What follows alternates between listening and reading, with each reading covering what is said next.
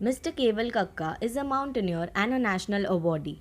He has scaled 4 out of 8 8,000-meter mountains by the age of 28. He was awarded the Tenzing Norgay National Adventure Award by the President of India for scaling Mount Everest and Mount Lhotse, which is the fourth highest peak in the world, within a short span of 6 days in 2019. He founded Beyond Altitudes, a trekking organization which has introduced scores of people to the world of adventure. Presenting to you all our special guest, Mr. Keval Kakka. First of all, I congratulate you on your outstanding achievements. So let's start. When was the first time you knew you wanted to be a mountaineer? Um, it all started in my school days.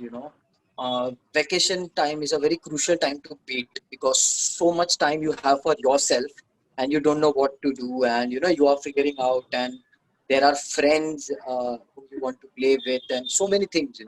So same thing happened. My parents, they just asked me, what do you want to do in your vacation? How do you want to kill your time? So I said, play with my friends, go out, maybe play badminton, cricket, etc. So my parents said, there is one hiking trip going to Manali, and we believe that nature is like the biggest teacher. So would you like to go there? So I said, yeah, sure, why not? Let's explore. Let's do something new. And the first time I went into the lap of the Himalaya, and as they say, you never come back how you are. You lose your some part of you in the Himalaya. So I also lost myself in the Himalaya, and every year I used to think, okay, now I have to go here, now I have to go there, this mountain, and so slowly it started building up. I got that curiosity, and every time you look at a mountain, you try to go up, and once the mountain is like you are on the top, you see another mountain right behind. So this story never ends, and you keep going and going. So that is what, every time things puzzled me, and this curiosity started building up, and yeah, I started taking this as a passion. How did your family react to this decision? I was doing my engineering, and in the third year of my engineering, I decided to quit engineering and pursue mountaineering as my career. So that was a very crucial phase, and but I was really lucky that my parents were very supportive, and they taught me one thing: do what makes you happy, and make this not just a thing of achievement or something, but it is a learning process. And whether you are an engineer, whether you are a doctor or a mountaineer, every field is the same. Only thing is how much dedicated you are and how much hard work you're putting into that. So if you're taking mountaineering, no doubt, as a career, it may be not, as easy or maybe as comparative to engineering or being a doctor or a CA. But as a career, it is your job, and you have to justify and do whatever it takes to be a good mountaineer. So with my parents' words, that boosted my confidence, and I said, okay, I'll give my best, and I'll try to be one of the top mountaineers in India and try to achieve that goal, so that I'll give whatever I have, and more than that, I will enjoy what I'm doing. So I started enjoying the mountains. I started enjoying, and everything just went with the flow. Yours is a road less traveled. Were there apprehensions or fears at any point? How did you deal with them? I faced some problems regarding, like, training wise. How do you train yourself? Because when I started mountaineering, it was not the internet era as we call it today. So you cannot Google much, and you do not have much information available. So in the beginning, yeah, it was difficult to find out information. So where the courses are conducted, how do you, do mountaineering courses, and what are the foreign standards that we follow, and yeah. So but as we all know, the best media, the print media, books were available, and I read about them. I read about various mountains. I gathered information, etc., and things started turning in. So basically, I was very much focused that what I want to do. I was very much clear in my mind that okay, this is my next goal, and I have to achieve it and then move ahead. So things were pretty much in shape. No major problem as such, but yeah, in 2018, before climbing Everest, so uh, I was climbing in Ladakh in winters, and I had a small incident where I had to lose my thumb, to frostbite. So I lost my tip of the thumb due to frostbite, and that was the time when sleepless nights. It is paining so much, and you cannot there is a surgery gonna happen, and then you are like, okay, this is so painful that whether should I continue mountaineering or not? Things could get worse. Whether will my body support or not? And yeah, there were many questions in my mind, but then one thing that I thought of was mountains had become my life, and I cannot live without them. So then I thought, may whatever come, I'll face it, but I cannot leave my mountain. So that was one big thing that I had to overcome. So tell us about your experience scaling Mount Everest and Mount Lhotse, right from funding the expedition before to the emotional roller coaster right through the summit and all the limelight that you received after the summit. Everest was, a huge thing for me. So I had planned it well in advance. And as I said, in 2018, I was supposed to climb Everest, but due to this incident, I postponed my climb. I said, okay, wait, let's see how things work out, and I'm not prepared yet. So let me recover first. Let my thumb recover. Let me come out of the pain and anguish. So that year, I climbed Mount Choyu, which is the world's sixth highest mountain in China, Tibet. And when I climbed that, I gained more confidence. Okay, now I can do it. So I was very much happy and self motivated that okay, now this is the right time, I can go for it, and I can pull this off. And I came back from Choyu in the month of September, and now it was time to raise funds because Everest and Lhotse demanded huge funds, and so I approached many people, many sponsors, got rejected by them, and some really appreciated. And slow and steady, I finally got three sponsors who were ready. That okay, we will sponsor you, and it is time that you only focus on your training. So once I got a nod and a clearance from them, I started training hard. And in the next few months, I gave everything that I had. I put myself into that fire to mend myself really well. And yeah, in the month of April, I started my journey towards base camp. Things were going very nice, smooth, and I had decided in mind that first I will climb Everest and I will enjoy it to the most, because you're going on top of the world, and it is like once in a lifetime opportunity, maybe again or not, you never know. But still, I have to enjoy the journey. That is important. And I was doing that. And in case if I come back and if I feel strong that okay, I can go for Lhotse also, only then I will attempt it. So yeah, I spent few days at base camp. Then I climbed to camp 1, camp 2. The whole journey, meeting so many people. I mean, there were around 600 to 700 people on Everest, and from different parts of the world, sharing their culture, discussing Indian culture with them. Somebody, in fact, in our team, there was somebody from Canada, there was somebody from Ethiopia, there was somebody from Georgia, and somebody from France. So lots, lots of people. So you are at base camp, like you make a small family. You discuss culture, you discuss how much mountains they have climbed apart, from outside India. I also shared with them that we are blessed with the Himalayan range. So we have such beautiful snow-capped mountains which you can climb, and I showed them some mountains that I have climbed.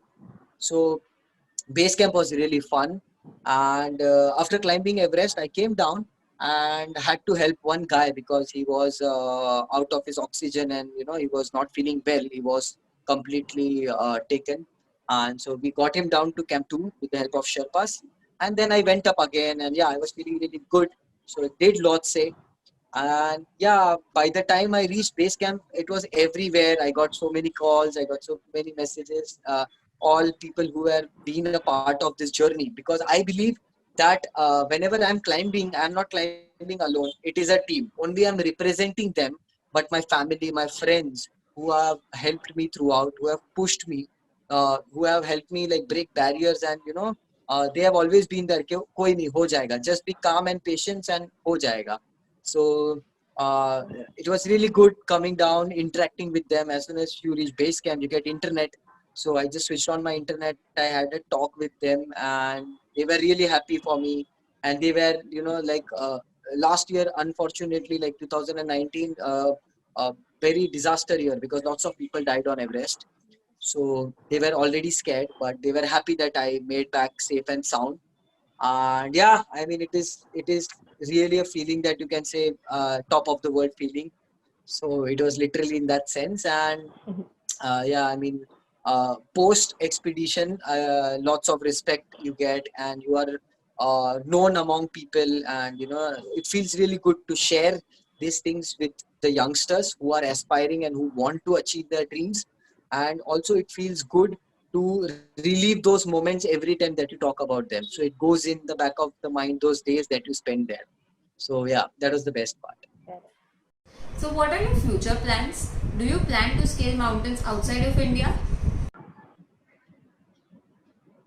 Yes, yes, I do. So, there are so many ranges, like we have so many mountains apart from the Himalayan range also.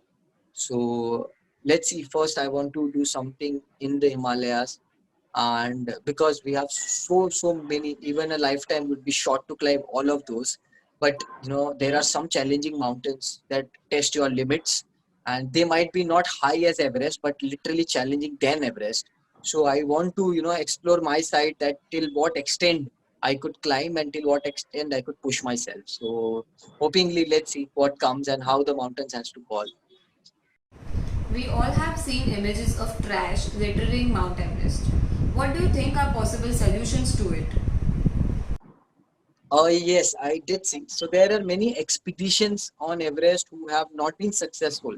So they have kept their gear up, but due to some reason they cannot go back again to get it or collect it. The weather must have turned bad, or they must have been injured or something like that. So lots of trash over the years have been deposited. And now the Nepal government has appointed a team, SPCA. So they are, every year based and placed at base camp, and they go up till camp 2 and they clean. In fact, even I think approximately got 25 kgs of waste from the mountain. So not that easy. You have to take bit by bit and collect it and everything. But yeah, I think the other climbers who are going, they should carry and do their bit, whatever possible, 5 kg, 10 kg, whatever it is possible, they should get it down. So I'm sure lot will be helpful. So last year, I think, as per the Nepalese record, they got around 10 tons of waste down. That's 10,000 kgs already. But still, there is lots and lots. So yeah, I hope at least every climber should get their own waste down, so that will not add up to the pile. So yeah. So, what were your feelings when you received the national award by the President of India? Sometime that you are speechless. So when I heard about this, I was speechless. And yeah, I mean, you are day and night working hard, and given so much time and effort to this sport, and when you get recognized for it, and your parents, your family, there is a special moment for them also, that all their hard work, efforts and all. And most importantly, what came in my mind was what next. So that motivation itself was derived from that award. So it really meant a lot. And I was speechless. I don't know how to react, but then I promised myself that this is just the beginning, and you have to scale more, you have to plan more projects, and you have to do a lot. So keep going. There has been an increased awareness amongst people regarding physical fitness, especially during lockdown. So, what, according to you, are steps towards fitness?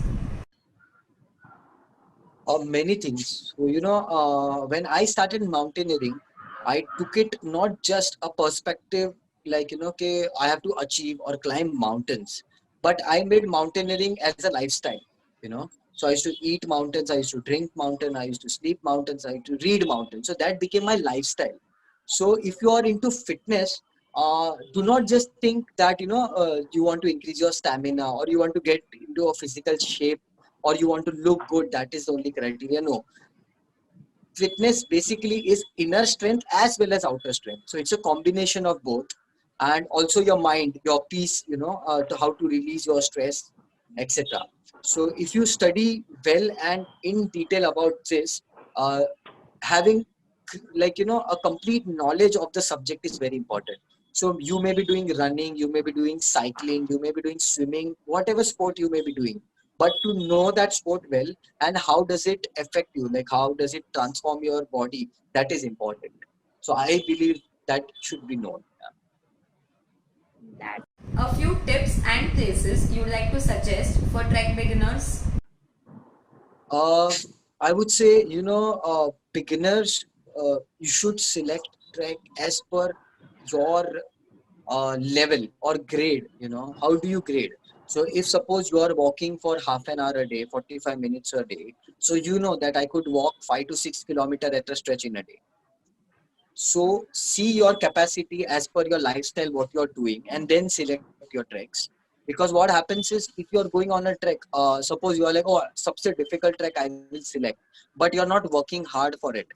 Then when you go there, you will be suffering first of all, and secondly, what will happen is, you will not be able to enjoy the nature. You will always be, like, either sad, or you will be down, or you will be tired and exhausted.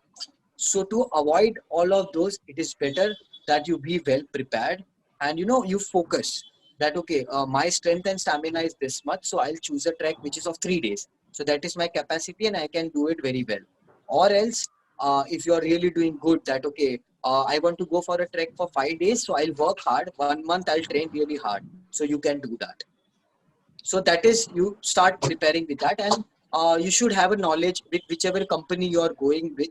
You should ask them the grade of the track, how should we prepare, and what are the criterias, like how is the gradient, how is the terrain, etc. So like understanding the trek is very important, and there are so many treks. I mean, in Manali, in Uttarakhand, in Ladakh, from basic level to difficult level. There are n number of treks. So you can sit, Google, research, and you'll find so many things. You can ask your trek leaders also; they will explain it to you very well. So I think study and then go. That is a better option. You did a mountaineering course in Manali.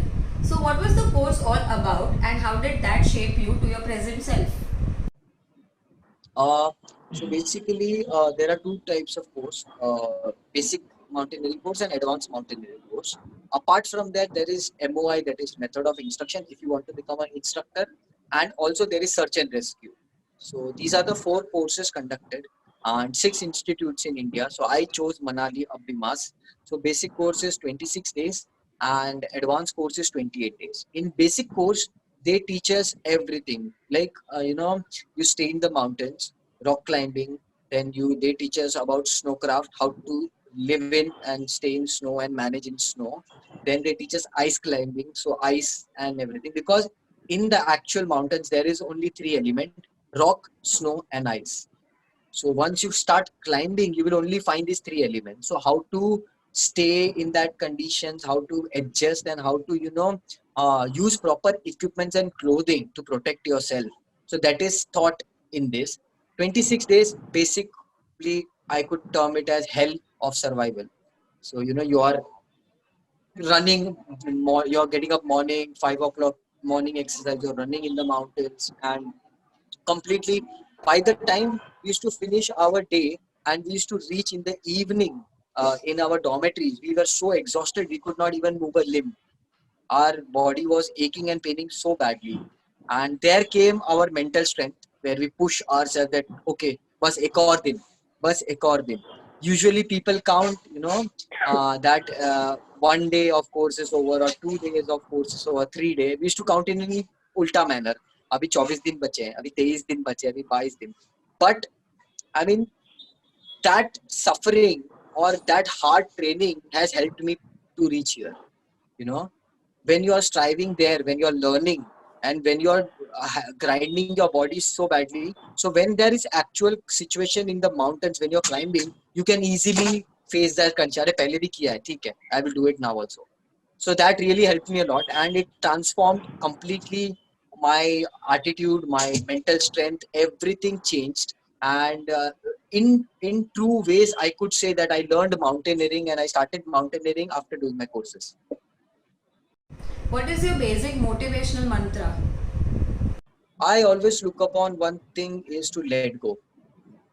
Very small word, but a huge and a deep meaning. So same thing happens, My sir who taught me mountaineering, they told me, you're trying hard, but you're not able to reach the top. The weather is not good, or the conditions are not good. Just let go. So same thing happens in life. We strive too much to achieve something, and we are pushing ourselves to hell. We are doing so many things, but finally we do not reach our aim, and then we are demotivated or dissatisfied and everything. But I think we should let go. So if you start, letting it go, then definitely you can, stay positive and keep moving ahead. If not today, then tomorrow it will happen. Tell us more about your interests apart from trekking. I really love to do. I love music, so I love singing. I love to play instruments. So currently, I'm learning to play the basuri, the flute. And whenever I get time, if I'm trekking or maybe I'm leading on a trek or there is campfire, I like to just play for people and sing for people. And I love cooking. I love playing badminton. I love all sports basically. So whenever I get free time, I maybe draw or maybe write something. Or I mean, I just love to live life fully on the edge. Moving on, we have a special section for our readers. I'll tell you a word or a phrase and you have to tell us what it means. First, Indian flag, Should always be waving high. failure. Take it in a good way. If a dialogue could describe your life, which one would it be? There was a dialogue कि जिंदगी लंबी नहीं खूबसूरत होनी चाहिए. सो I think जिंदगी लंबी नहीं खूबसूरत होनी चाहिए. Mom's words before leaving for a trek. Mom's word, eat good food and don't forget us. Lastly, one message you'd like to give our readers. I would say, never stop trying. There is so much to do. And whatever you're doing, give your 100%, give all your energy, give all your love, and focus on what you want to do. And surely you will get success. And aim, make these small targets, set small goals, and every time you accomplish one goal, celebrate because that is important. We live to celebrate, we live to be happy. So always be happy and positive.